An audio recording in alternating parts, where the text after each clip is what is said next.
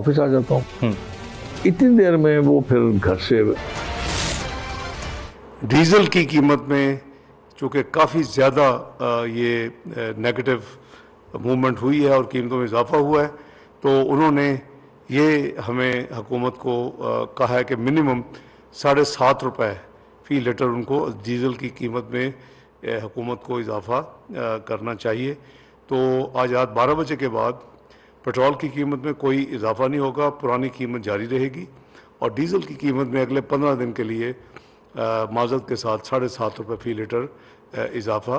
ओगरा की पूरी कोशिश के बावजूद जो मिनिमम था वो उसको हुकूमत ने अप्रूव किया है और उसकी अनाउंसमेंट मैं कर रहा हूँ। बहुत शुक्रिया।